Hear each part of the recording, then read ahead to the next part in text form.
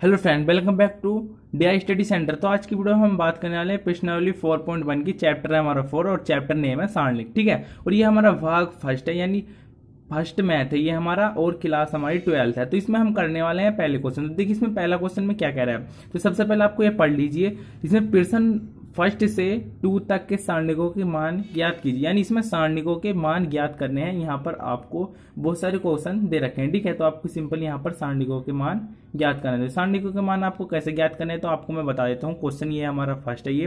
तो सबसे पहले हमें अवयव दे रखे हैं, यानी 2, 4, -5 और -1। तो सिंपली आपको क्या करना है, सारणिक के जब हमें मान निकालने होते हैं तो आपको सिंपली क्या करनी होती है, गुणा करनी होती है। तो आपको मैं बता दूं गुणा कैसे करनी होती है। तो आपको यहाँ पर 2 से माइनस, यानी 2 की -1 से गुणा करनी है, और -5 की 4 से। आपको ये सीरीज याद रखनी है।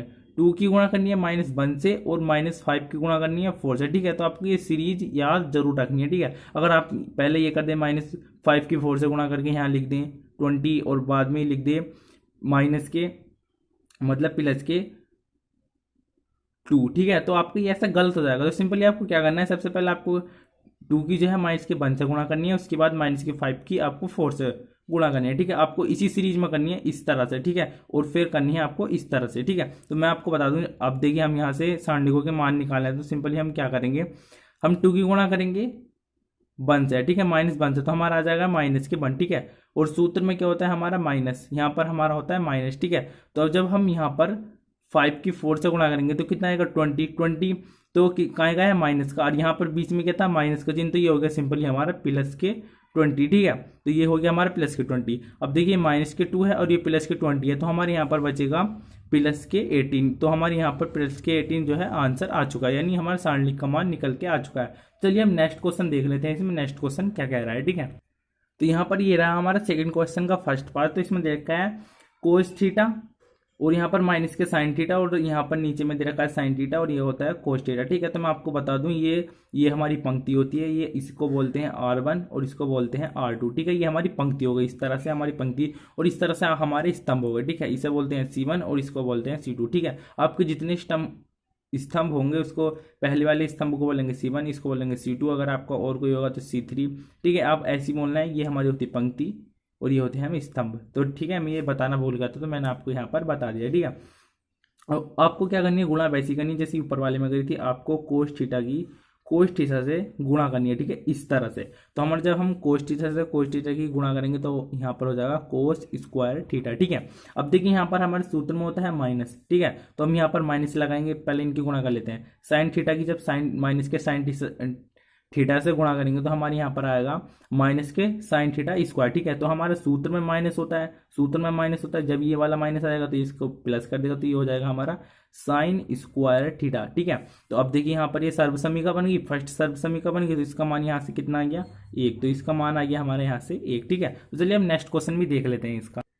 तो देखिए सेकंड क्वेश्चन का हमारा सेकंड पार्ट है। तो इसमें आपको सिंपली क्या करना है, इसमें भी आपको इसी तरह से गुणा करनी है। पहले इसकी इससे करनी है, फिर इसकी इससे करनी है। तो चलिए मैं आपको करके बताता हूँ। सबसे पहले हमें इसकी इससे करनी है, तो हम यहाँ पर लिख देंगे x+1, और हमें किसकी इसकी करनी है ना, तो इसको ब्रैकेट में लिख देंगे x² - x+1। ठीक है, और हमारा बीच में क्या होता है माइनस का चिन्ह होता है, तो सिंपली हमें यहाँ पर माइनस का चिन्ह लगा देना है। अब देखिए ये x-1 है और ये x+1 है। ठीक है, ये x-1 है, ये x+1 है, तो ये हमारा सूत्र बनना है x मतलब x² - -1। ठीक है, तो ये हमारा सूत्र बन गया है। तो हम क्या करेंगे, x का स्क्वायर कर देंगे और कर देंगे हमारे यहाँ पर -1 का स्क्वायर। ठीक है, हमने यहाँ पर अभी ब्रैकेट लगा दिया। अब सिंपली क्या करना है, देखिए माइनस की चिन्ह अभी अंदर गुणा होगी, तो चलिए सबसे पहले इनके गुणा कर लेते हैं। देखिए x की हमने x² से गुणा करी तो हमारा आ गया x³। ठीक है, x की हमने माइनस के x से गुणा करी तो यहाँ पर आ गया माइनस के x²। जब हमने x की प्लस के 1 से गुणा करी तो हमारा आ गया प्लस के x। अब देखिए हमें एक ही गुणा इन तीनों से करनी है, तो देखिए हमने एक यानी 1 की गुणा हमने x² से करी तो यहाँ पर आ गया हमारे प्लस के x²। ठीक है, अब जब हमने प्लस के 1 की माइनस के x से करी तो यहाँ पर आ गया माइनस के x। ठीक है, अब जब हम प्लस के 1 की प्लस के 1 से करेंगे तो हमारा आ जाएगा प्लस के 1। अब देखिए ये वाला माइनस का चिन्ह ऐसे लिख लेते हैं। अब जब देखिए ये ब्रैकेट जब हम हटाएंगे तो ये तो हमारा माइनस का हो जाएगा। ठीक है, और ये हमारा माइनस का था तो ये हो जाएगा हमारा प्लस। ठीक है, अब देखिए यहाँ पर आपको दिख रहा होगा जो आपको विपरीत चिन्ह में है और सेम दिख रहे हैं वे कट जाएंगे। जैसे देखिए माइनस के एक्स स्क्वायर, ये प्लस के एक्स स्क्वायर, तो ये हमारा कट जाएगा। ठीक है, अब देखिए प्लस के एक्स है, ये माइनस के एक्स है, तो ये भी कट जाएगा। और यहाँ पर और कुछ भी नहीं कट रहा है, तो हमारे यहाँ पर आंसर आ जाएगा सिंपली। यहाँ पर क्या बचा, एक्स क्यूब, और यहाँ पर हमारा बचा माइनस के एक्स स्क्वायर। ठीक है, अब देखिए प्लस के वन कितना हो गया, प्लस के 2, तो ये हो गया हमारा आंसर। ठीक है, तो यहाँ पर ये हमारा आंसर निकल के आ चुका है। आपको क्या करना है, सिंपली इसी तरह से गुणा करनी है। ठीक है, पहले इसकी इससे करनी है और इसकी ये डायरेक्शन आपको याद कर लेना है। इसकी मतलब पहले इस वाली संख्या की इससे गुणा करनी है, फिर इसकी इससे। ठीक है, तो चलिए अब नेक्स्ट क्वेश्चन की ओर बढ़ते हैं।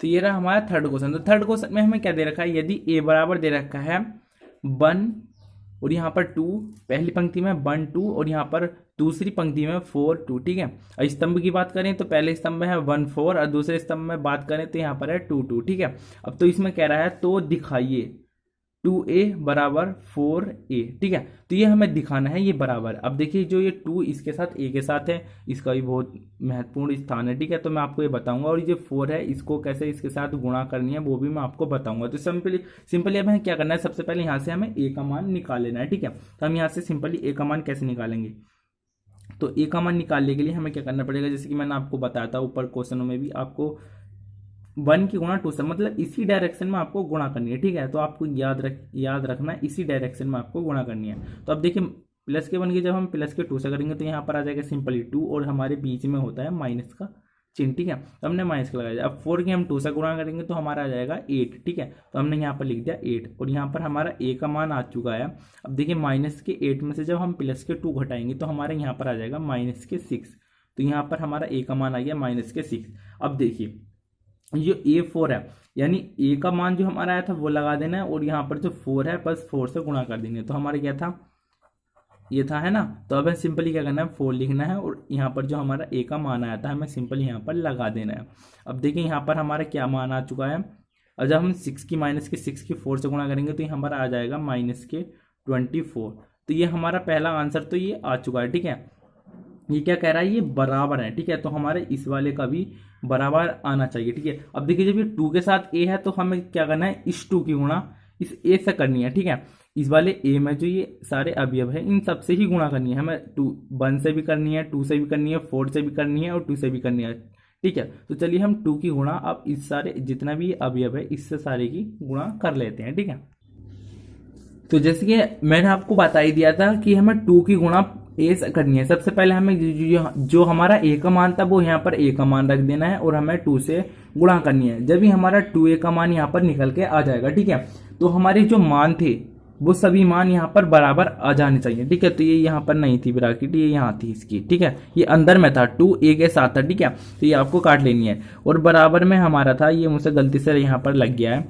अब देखिए अब 2 की गुणा हम 1 से करेंगे, यानी इस 2 की गुणा जितने भी यहाँ पर आपको अवयव दिख रहे हैं इन सभी से करनी है। तो हम 2 की गुणा 1 से करेंगे तो यहाँ पर हो गया हमारा 2।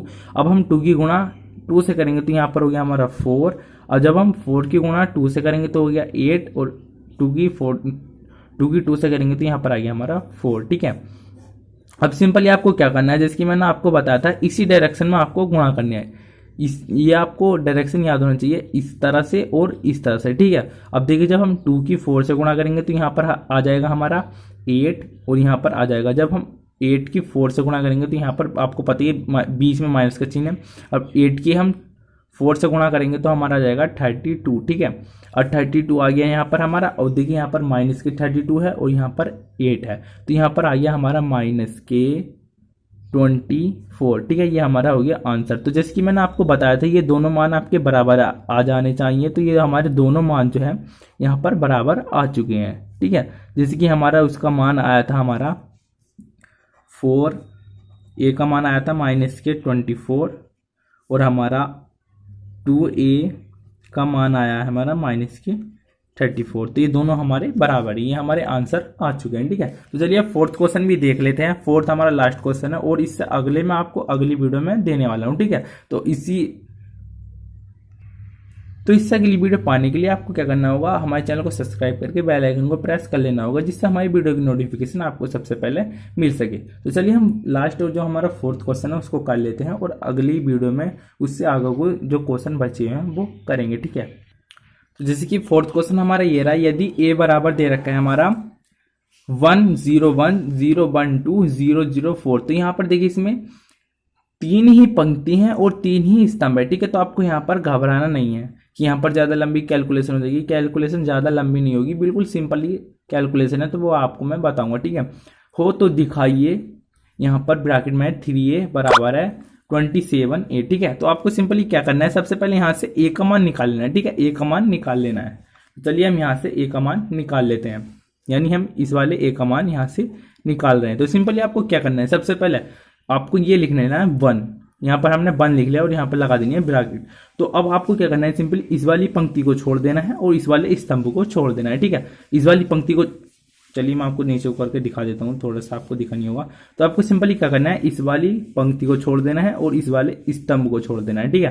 तो ये वाली हमें पंक्ति छोड़ देनी है, स्तंभ। तो हमारे यहाँ क्या बचा 1 2 0 4, ठीक है। तो आपको इस सिंपली वही प्रोसेसिंग करनी है जैसे कि हमने पहले करा था। इसकी 1 की हमें 4 से गुणा करनी है, तो यहाँ पर आ गया हमारा 4 और हमारा बीच में क्या था माइनस का चिन्ह था, तो हमने सिंपली माइनस का चिन्ह लगा दिया। अब देखिए 2 की गुणा जब हम 0 से करेंगे तो क्या आएगा, सिंपली 0, हमने यहाँ पर 0 लिख दिया है।